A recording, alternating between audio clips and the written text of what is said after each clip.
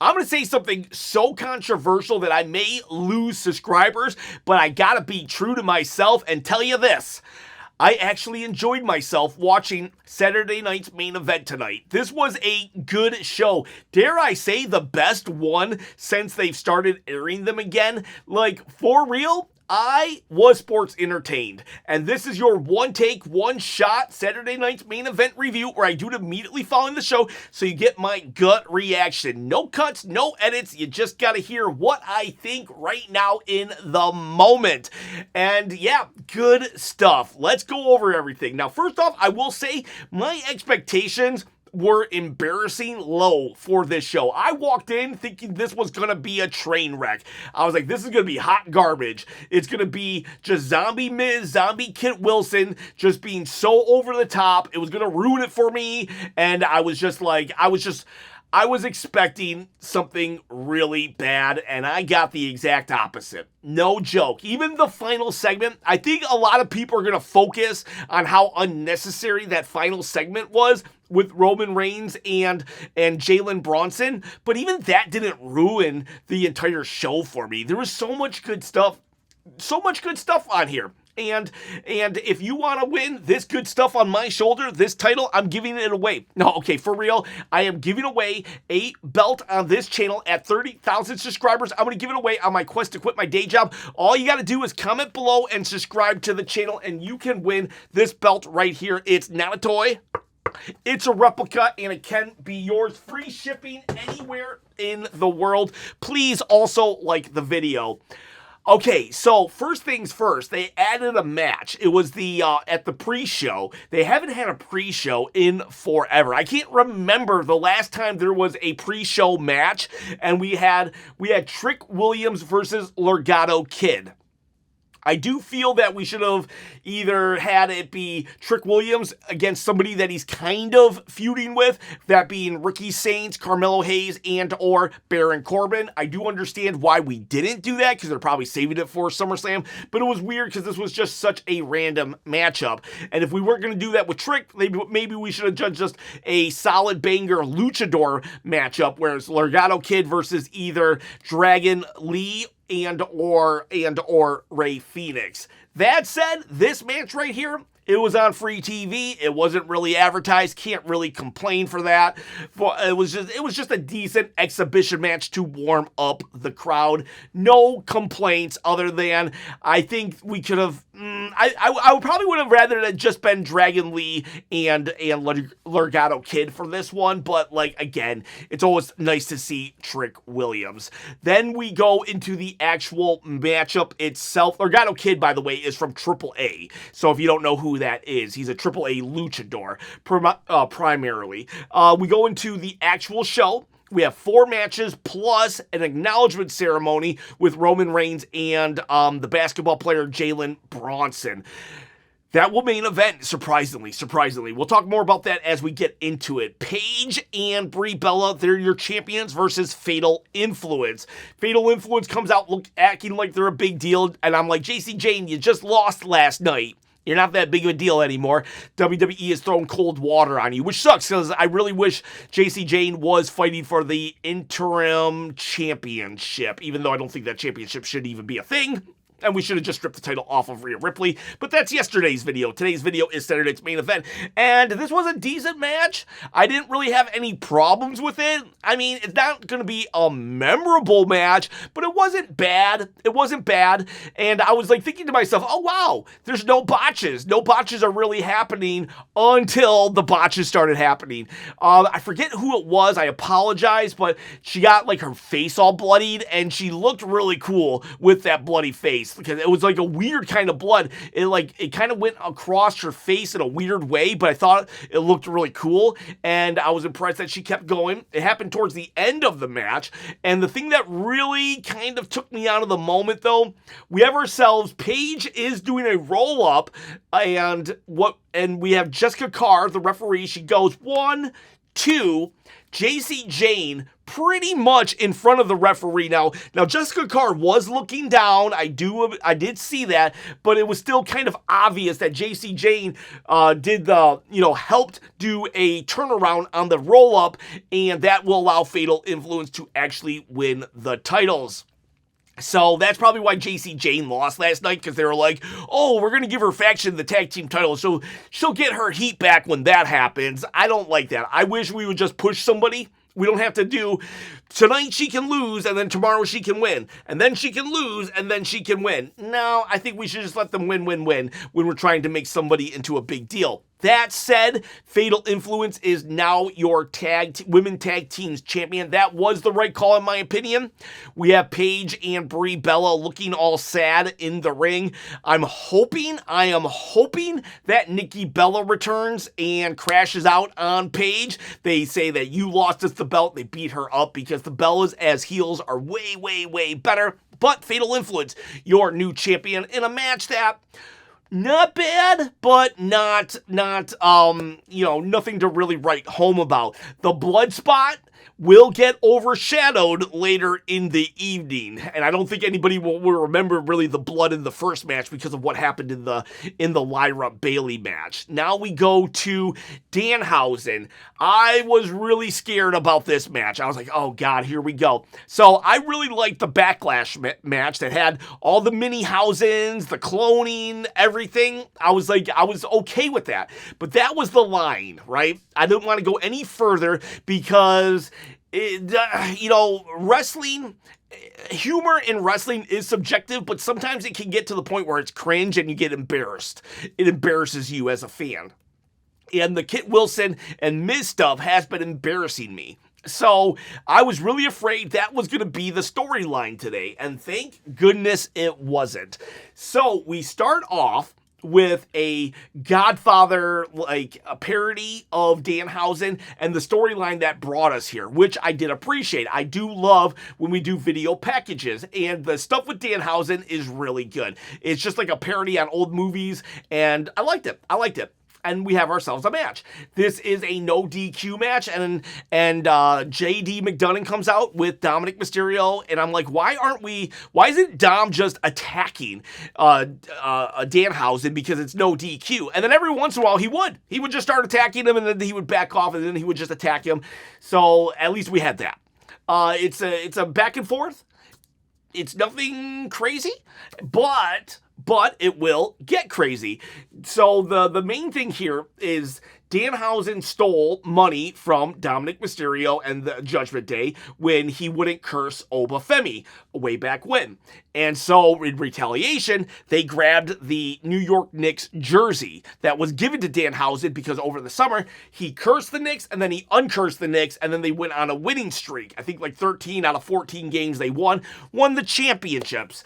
That's paraphrasing. I don't really follow fake sports, but yeah, they won. And that's the theme of tonight as well. They're in New York, Madison Square Gardens, and the Knicks, they won the NBA playoffs with the help of Danhausen. And so the jersey that was given to Danhausen, the Dominic Mysterio has it. He's wiping his shoes with it. He's doing all these things. Eventually, Danhausen will put it on himself, but then they'll rip it off of him, and they'll beat up Danhausen. And while they're beating him up, eventually the minis come back. 3 different minis of the Danhausens from the Backlash match. And it was the 3 different minis from the Backlash match. So what I liked about this was the Judgment Day didn't hold back. JD McDonagh and Dominic Mysterio, they were throwing the minis. They were getting tables out. They were slamming them in the steel chairs and ring steps. Sorry, now I'm a little flustered because of that. Kind of broke my concentration. But they're not going easy, and that's what heels should do. They're just beating them up. While that's happening, Danhausen, he goes to the cloning machine. On last night's SmackDown, he had a toy cat, a black cat, and was like, this is what's going to help me win my match tomorrow. And so everyone's like, cat, I don't understand. Well, we have Danhausen. He goes to the cloning machine because it's still out there. He gets the black cat stuffed animal. He puts the remnants of his jersey in with the black cat, and he puts it in a cat door. to the cloning machine, which is just a giant crate, and they do the thing, and the person that comes out is Karl-Anthony Towns. K-A-T is the initials, Karl-Anthony Towns, and that spells cat.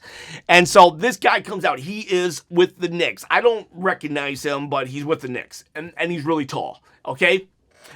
I know what people are going to say. I am tired of celebrity involvement. And I do agree that WWE TKO has overplayed their hands when it comes to celebrity involvement. Absolutely agree. However, I do feel there is a time and place. And I do feel that this was an appropriate time to use a celebrity involved in the match.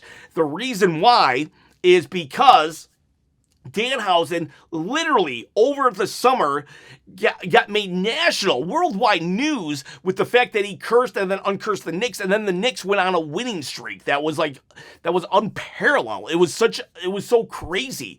Like, I feel like it was like, almost a fact was stranger than fiction here. And so we did need to kind of pay it off. So I was absolutely okay with a New York Knicks person coming out to help Danhausen in this situation. I get it. Jelly Roll, Pat McAfee, these situations have kind of clouded us or have affected how we feel about all celebrity involvements. But I think if we didn't have so many bad experiences recently, this would have been appropriate use. So the guy Cat, I'm just going to call him Cat, okay? But he's a really tall basketball player. He walks to the ring with Danhausen, and then he gets in the ring and he choke slams. It reminded me of the Yeti, believe it or not, from WCW days. Like, the Yeti, just this really tall guy came lumbering to the ring and then just starts beating up on Hulk Hogan. But like this Cat guy comes out lumbering to the ring with Danhausen. He choke slams JD, he choke slams Dominic Mysterio, and then we have I forget what he called it, but Danhausen does a new move. He has a new finisher. 1, 2, 3. Danhausen wins. We get ourselves a pose with Cat, Danhausen, the 3 minis. This was a good match. This was a solid match. Don't even mind the celebrity involvement because it pays off the relationship of the Knicks and Danhausen that they had over the summer in the world of the NBA. I thoroughly enjoyed this match. Thank God that Kit Wilson and The Miz weren't here. I hope they drop that storyline. I absolutely hate that part. But this Danhausen matchup was good. It did not cross the line of cringe for me, because you could be like, oh, well, what? Do you mean that Cat and the Danhausen, the clone machine worked? No, in theory, you can believe that Danhausen just plays mind games with people and he set it all up where there was a trap door for that guy to come in. You can explain that logically. You can't explain logically The Miz and Kit Wilson playing along as if they've really been electrocuted. But you can explain this stuff. You get what I mean? You have to have an element of realism to be able to explain something. Yes, Danhausen's a crazy guy that would go to these extreme lengths, but you could at least say that it could happen. Okay, so I liked the Danhausen match. I liked it. And I thought that I was really afraid that this match was going to ruin everything for me, but good stuff there. So once again, Danhausen, when it comes to PLEs, Curse is undefeated. Then we go to another match that really surprised me. Bayley versus Lyra. I will say this, it sucks to be Bayley sometimes because Bayley has such a good heart. She loves the business and the future generation of wrestlers that she's always willing to take the L. So I do acknowledge how much of a professional and awesome Bayley is. That said, Lyra Valkyria, I have never really fully enjoyed her. Recently, I have been getting on board with this new Lyra Valkyria character, but I'm not gonna lie, it is kind of like, hey, why don't you push Nikki Cross? Nah, that's okay, we got Nikki Cross at home, and then Nikki Cross at home is what they've done to Lyra. She very much looks like Nikki Cross. But that narrative is out the window now, because Lyra made a statement tonight. Tonight, I became a huge huge Lyra Valkyria fan, and I really hope they capitalize on this. So Lyra comes out. First off, they change her music. It still has an element of the woo, woo, or whatever it was, but it's like so like dark now and like just ominous and she comes out like very just like, you know, emo, low energy, homeless vibe going on that you don't want to. The crowd doesn't want to really kind of sing along with her. She comes out, her and Bayley, they're having their match. It's okay, right?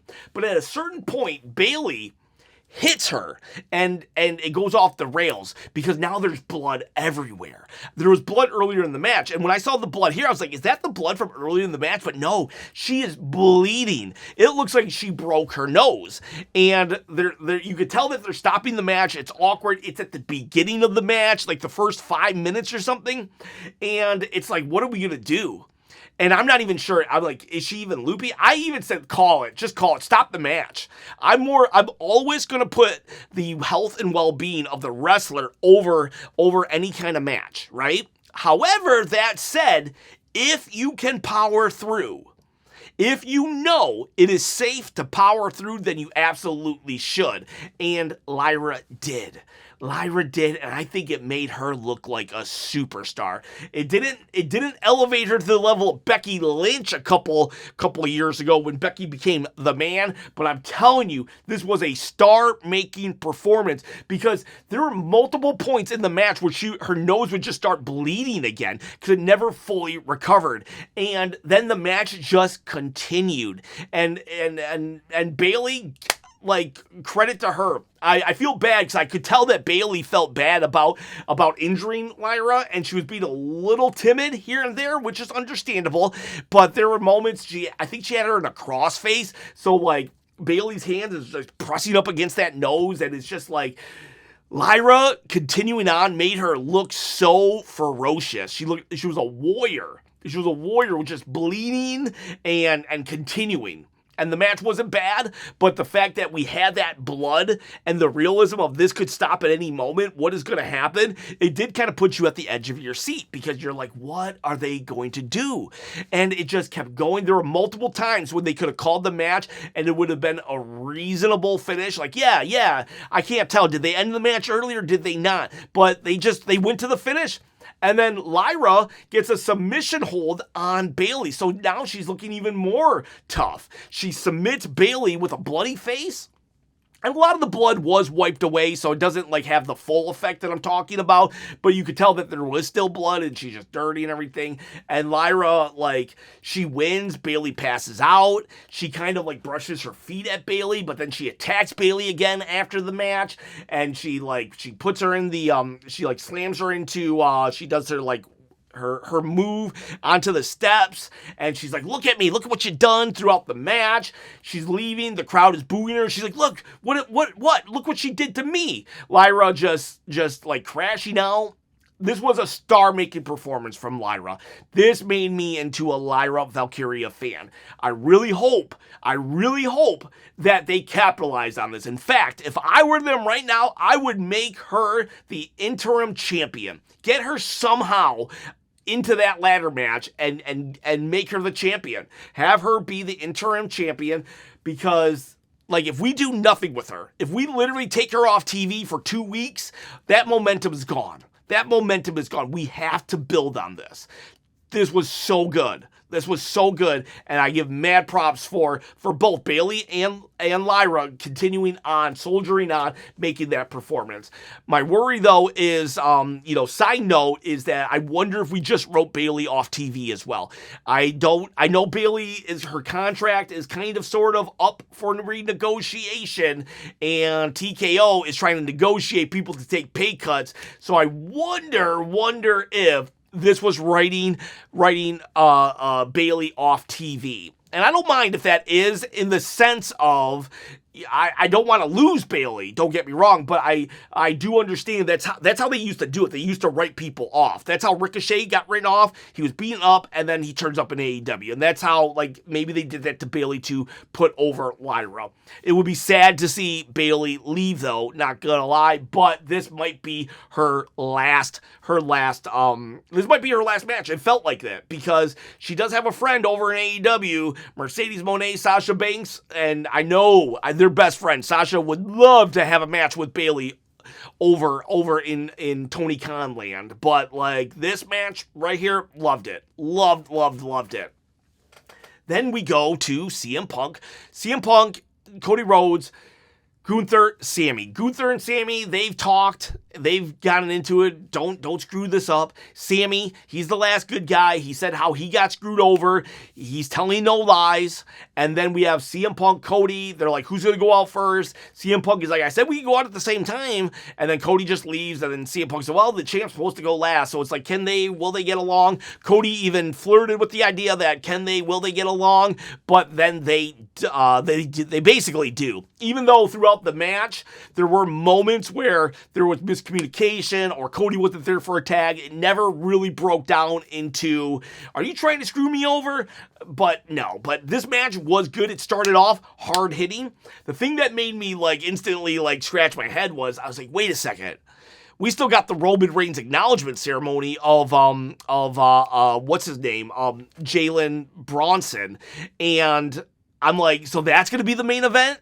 They're gonna main event an acknowledgement ceremony off of this. So I thought that was kind of crazy, honestly, that CM Punk and Cody Rhodes with the title still can't main event Saturday night's main event if Roman Reigns is on the show.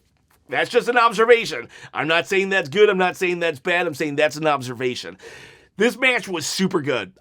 Again, low expectations, super good match. It was boom, boom, boom. I recommend it. Like, you should go and watch. If you like goofy wrestling, you should definitely watch the Danhausen match. Just a solid match altogether, Lyra Bayley. And so was this. And because they added that stipulation last night on SmackDown, which was a good move, of if Sami and Gunther win, they get to be added to the SummerSlam match. That was solid. Made this match seem super important. And it was just boom, boom, boom. Moves were going. There was a spot one time you had Sami in what is it? I forget what it's called right now. The CM Punk's submission move. And then Gunther's in the figure four. Gunther attacks Punk, so Sami can then attack Cody Rhodes. I liked it. And at a certain point, there was a moment, it was like there was a ref bump that didn't seem like it was hard enough to be a real ref bump, but they just went with it. And at that point, Gunther will attack Cody with the world title, and he's trying to get a ref to come out to do the pin. A ref slides in, and Gunther gets the 1, the 2, and Nick Aldis, of all people, the GM of SmackDown, he pulls Gunther out, and or the ref out. He hits Gunther with the title, throws Charles Robinson back in. 1, 2, 3. Sami Zayn tries to get in. CM Punk kicks him. It's like Gunther is now irate, or can be irate about Nick Aldis. Nick Aldis is like, yeah, look at me. So it looks like we are getting Nick versus Gunther at SummerSlam. You know what's crazy about that?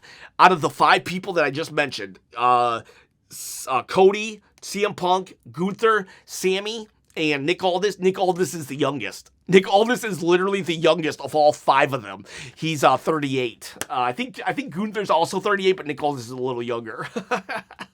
That said, good stuff. CM Punk and Cody Rhodes. I wish it would have broken down here, and it didn't. So like that's I need to start seeing these guys respect each other less. But they aren't 100% like buddies right now. So I do give them that. But I enjoyed myself. I wonder what we're going to do with Sami Zayn, though, because Gunther now has something to do. Cody and Punk have something to do, but what about Sami? Unless Sami goes after Adam Pearce, he has no one to really fight. I mean, Johnny Gargano? I don't know. Unless we make Sami into a referee. He could be the referee of Punk and Cody, but that doesn't even really make sense because why would they want a special referee? So, either way, great match. Tag team match with everybody. Like, I was surprised. It just kept getting better. And I'm not, like, going to go beat by beat, move for move. Just go and watch it. Like, for real. It was decent. Surprisingly decent. Loving Sami Zayn right now. Loving Gunther. Gunther still. I like Gunther. I've always liked Gunther.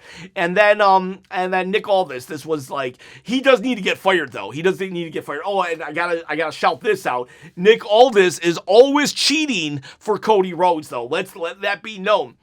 Like multiple times, Cody will lose a match, and then Nick Aldis would just book him back into, you lost your number one contenders match at Elimination Chamber? Well, you got a match next week. And now, Nick Aldis pulls Gunther out, or the referee out, to make it where Cody wins, and there's not a fatal four-way. Nick Aldis is 100% always cheating for Cody Rhodes. Two people gave me a super chat for that, so I wanted to make sure I said it, but it is true. I'm not just saying it because they paid me a super chat, but it is a true fact. Nick Aldis has been cheating. And it's weird. We have the babyfaces doing heel tactics, but they're still considered the babyfaces. The heels are just speaking the truth, and yet they're considered the heels. It's like Triple H wants to book the baby. Triple H only wants baby faces on top, but he wants to book them like heels. He's constantly doing that because they saw Nick Aldis cheating. They knew Gunther got hit with a belt. They knew all this stuff, and the baby faces still went with it. Just an observation. All right, now we go to the... Okay, sorry, my camera overheated, so 2 takes, I guess. 2 takes, 1 shot. All right, so we're at the main event now. Jalen Brunson getting acknowledged by Roman Reigns. I know a lot of people absolutely hated this segment, and I feel it was unnecessary. I really do feel it was unnecessary, but it didn't ruin things for me, and it kind of honestly reminded me of when Drew McIntyre lost at Clash of the Castle to Roman Reigns, and then they went ahead and just did Drew McIntyre singing American Pie with Tyson Fury. It was just kind of weird. It's like the natural ending to Saturday's main event was the tag match, but then they went and did this. So I think they should have just done this at the beginning of the show. If they would have done it at the beginning, it would have been better. And I know people, again, too many celebrities. I get it. I really do. I just feel like this one, it kind of gets a pass because of their New York and how much involved and entangled WWE was with the NBA this year. And unlike previous times, the NBA definitely did spotlight WWE a lot. So it was kind of like a two-way street, this partnership with the celebrities this time. I didn't love it, but it didn't ruin things for me. You know, there's been plenty of times when celebrity involvement has been all right. Bob Uecker, Pete Rose, Mr. T, the guy who does the stunts. He fought Sami Zayn at WrestleMania 38. Bad Bunny. So there have been times where celebrity involvement did work. But I get it. Jelly Roll, Pat McAfee, that's still fresh in our mind. And TKO does it way too much. You could tell that Jalen Brunson wasn't really comfortable out there. He was there. He probably liked the moment, but you could tell that he's not a natural when it comes to the world of wrestling. Because, he's very stiff. Roman Reigns is doing the acknowledgement. And I don't like that Roman did this. I feel Roman shouldn't be the hype guy to anybody else other than himself. I feel like we should have got like LA Knight or someone to hype up Jalen Brunson and not Roman Reigns. I get why they wanted it though, because Roman's the king of WWE and Jalen Brunson's the king of New York. So I get why they wanted this. From a marketing standpoint, it makes sense. And again, they should have just ended the show. They should have just ended the show and then just did this kind of like for their cameras only or something like that. But whatever. Eventually, as Roman does, they acknowledge him. Seth Rollins' music hits, and it's like, oh, okay. and let me preface this also. I'm okay with this segment in a bubble, but if this leads to a match with the celebrities and the basketball players, then I won't like it at all. I want this to be a one and done, no more celebrity involvement in the Seth Roman stuff. But Seth music hits, and it's Tyrese Halliburton. I guess he's another basketball player. He shows up to almost every WWE event when they're in town, so this is a real fan, and he comes out with a chair, and I'm like, oh, what are we about to do? What are we about to do? That distracts them enough for Seth Rollins to sneak in, attack Roman Reigns. He attacks Roman Reigns, he's about to do a curb stomp, and then Jalen Brunson awkwardly stands in front of Seth Rollins. So, I get it. He's not a good actor, all right? He's not a good actor, but whatever. He stands in front. So Seth gets in Jalen Bronson's face. This allows Roman Reigns to attack Seth, and Seth runs away with Tyrese. And that pretty much ends the show. Okay, I get it. Like I said, it's a thing. It happened. It'll get people, once upon a time, they brought in Mike Tyson. When Mike Tyson was at his hottest, they brought him in, or one of his hottest. They brought him in, and he got them a buzz. So I do understand there's a time and a place, and as long as this is it, as long as no more involvement in the Seth stuff, and no more Knicks. This was a one and done. They were in Madison Square Garden. I'll be fine with it if it ends here, all the celebrity involvement.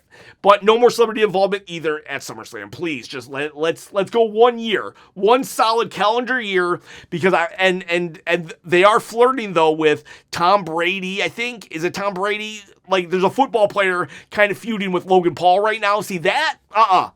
No, please don't do that. All right. So I'm not saying let's bring in the celebrities. I'm definitely not saying that. I'm just saying for this is a standalone where it was okay. Just here.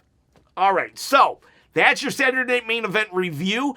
I'm going to give this here's where all the unsubscribes happen. 1, 2, 3, 4, 5, 6, 7, 8, 9. I enjoyed myself. I'm sorry. I know I'm a horrible person. I'm a sellout. I'm trying to get a job with WWE. I'm part of the problem. I'm sorry, guys and gals. I enjoyed myself tonight. I'll try really hard to not enjoy Monday Night Raw. All right, boys. All right, girls. Hot takes tomorrow. See you. Bye.